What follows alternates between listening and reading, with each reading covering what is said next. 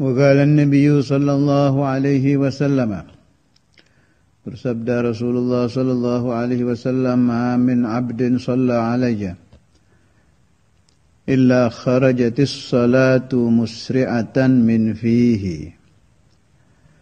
Tidak ada seorang hamba membaca sholawat kepada aku Nabi, berarti termasuk juga salam,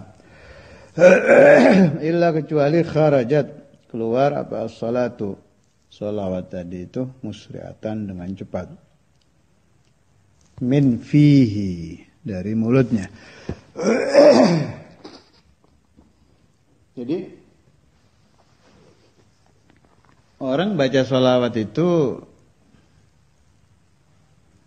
pakai nada, tidak pakai nada, khusyuk tidak khusyuk, ikhlas tidak ikhlas, semuanya diterima. Dan semuanya mengandung asrar. Naam, lebih-lebih kalau ikhlas, jelas jauh derajatnya. Tapi cerita faedah sholawat, asrar sholawat tetap dapat. Selain ini ada hadis dari Rasulullah SAW yang sering saya bawa itu, "Ana fi qabri hayyun tariyun, man shalla alayya sallaitu alaihi, wa man sallama alayya sallamtu alaihi." Aku Nabi di alam kuburku itu hayyun, hidup, tariyun, fresh, segar bugar. Jelas yang dimaksud ruhnya, ruh Nabi Muhammad SAW. Man shalla alayya, siapa membaca salawat bagiku, sallaitu alaihi, aku membaca salawat untuk orang itu. Malah saya ingat Rasulullah SAW menjawab salawat salam itu dengan nama orang yang bersolawat, nama ayahnya dan nama daerahnya. Wa man sallama alayya sallamtu alaihi, siapa yang membaca salam, aku Nabi juga uluk salam baginya. Itu juga dengan nama orangnya, nama ayahnya, Fulan ibn Fulan dari daerah Fulan. Itu satu. Ada lagi malaikat yang khusus ditugaskan Allah Subhanahu wa taala. Setiap orang membaca sholawat sallallahu alaihi Muhammad umpamanya, cepat-cepat ini malaikat musri'atan juga, dengan cepat menghadap ke Rasulullah SAW menyampaikan, "Ya Rasulullah, Fulan ibn Fulan min daerah al-Fulaniyah yusalli wa yusallimu alaik." Selain dua ini ada lagi sekelompok malaikat yang ditugas Allah Subhanahu wa taala mencari orang-orang yang yusalluna 'alan nabi. Ini juga menyampaikan kepada Nabi. Selain itu, setiap orang yang yusalli wa yusallimu 'alan nabi Muhammad sallallahu alaihi wasallam, mau sendiri mau jamaatan, apalagi secara berkelompok, itu ada bau wangi yang keluar dari sholawat 'alan nabi.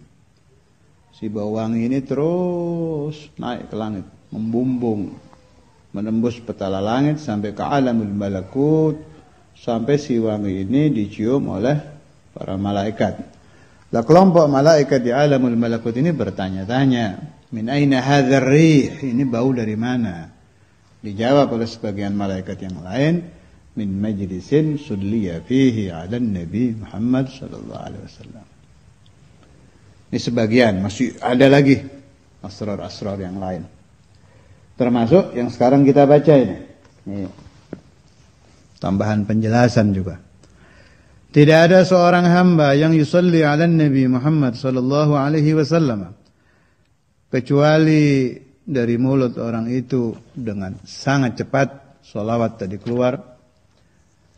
Fala yabqa, maka tidak ada barrun wala bahrun wala syarqun wala gharbun illa wa tamurru bihi wa taqul, "Ana salatu fulan ibn fulan shalla ala Muhammadin al-Mukhtar khairi khalqillah."